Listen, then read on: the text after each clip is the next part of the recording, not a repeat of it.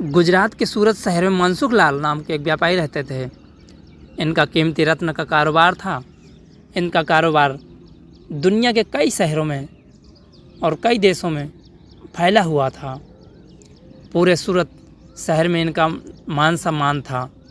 मनसुख लाल के दो बेटे थे जिनका नाम रामलाल और श्यामलाल था।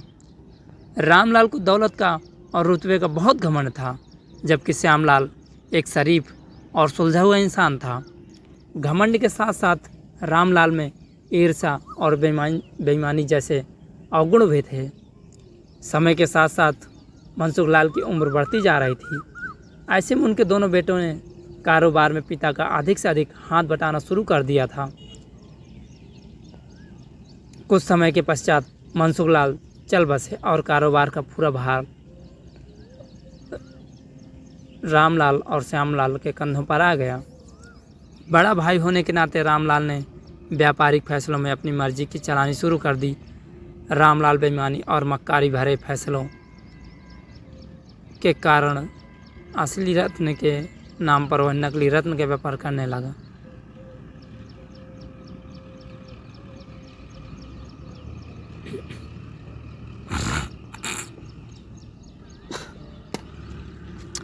यह बात कुछ समय पहले की है। गुजरात के सूरत शहर में मनसुख लाल नाम के एक व्यापारी रहते थे। इनका कीमती रत्न का कारोबार था। इनका कारोबार दुनिया के कई देशों में फैला हुआ था। पूरे सूरत शहर में इनका मान सम्मान था। मनसुख लाल के दो बेटे थे जिनका नाम यह बात कुछ समय पहले की है। गुजरात के सूरत शहर में मनसुख लाल नाम के एक व्यापारी रहते थे। इनका कीमती रत्न का कारोबार था। इनका कारोबार दुनिया के कई देशों में फैला हुआ था। पूरे सूरत शहर में इनका मान सम्मान था। मनसुख लाल के दो बेटे थे जिनका नाम रामलाल और श्यामलाल था। रामलाल को दौलत का और रुतबे का बहुत घमंड था, जबकि श्यामलाल एक शरीफ और सुलझा हुआ इंसान था। घमंड के साथ साथ रामलाल में ईर्ष्या और बेईमानी जैसे अवगुण भी थे। समय के साथ साथ मनसुख लाल की उम्र बढ़ती जा रही थी।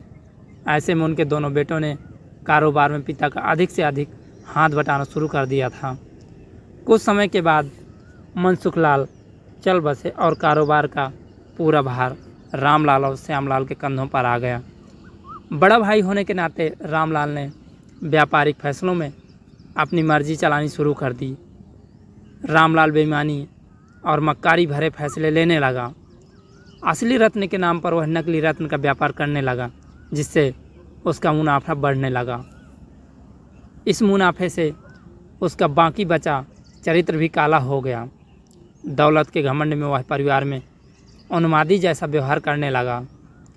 दूसरी तरफ शरीफ और सुलझे हुए श्यामलाल को शुरू में रामलाल की बेईमानी का इल्म नहीं हुआ, परंतु जब उसने उसके व्यवहार में परिवर्तन देखा तो पूरे माजरे में समझने में उसे ज़्यादा देर नहीं लगी।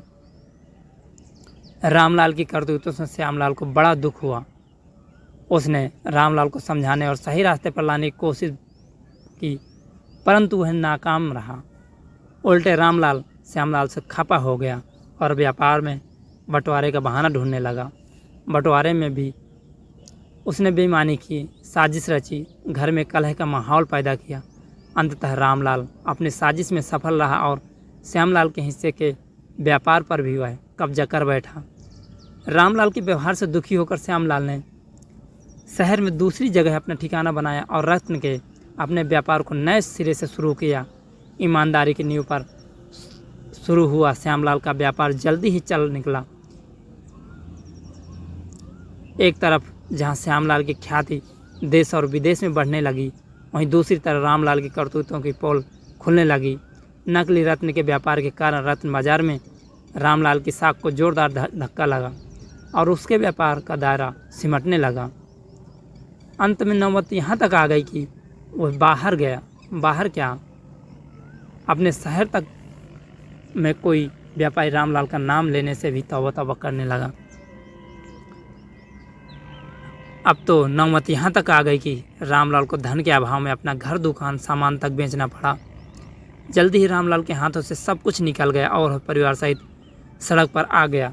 अब रामलाल को अपने किए पर पछतावा हो रहा था, परंतु उसकी तकदीर ने जो खेला था उससे आसानी से पीछे आना उसके लिए संभव नहीं था। दूसरी तरफ श्यामलाल की तकदीर का खेल था, जिसकी बदौलत रंक से राजा बन गया था। जब रामलाल की बदहाली की खबर श्यामलाल को लगी तो उसे बड़ा दुख हुआ। पुरानी बातों को भूलकर भागा भाई अपने बड़े भाई रामलाल के पास पहुंचा और रामलाल के लाख मना करने पर उसे परिवार सहित अपने पास ले आया। यह भी तकदीर का ही खेल था कि जिस भाई के साथ रामलाल ने बदसलूकी कर उसे सड़क पर पहुंचा दिया, वही भाई आज उसे सड़क से उठाकर अपने घर में लाया। कहानी से यह शिक्षा मिलती है कि तकदीर कब किसके साथ क्या खेल खेल दे, इसका अंदाज़ा कोई नहीं लगा सकता। हाँ, इतना ज़रूर है कि आपके कर्म ही आपकी तकदीर लिखते हैं। जिस तरह रामलाल और श्यामलाल के कर्मों के आधार पर तकदीर ने उसके साथ खेल खेला था, इसी तरह अच्छे कर्म करते रहना चाहिए। क्या पता कल तकदीर आपके साथ क्या खेल खेल जाए। इसलिए तकदीर का खेल निराला हो।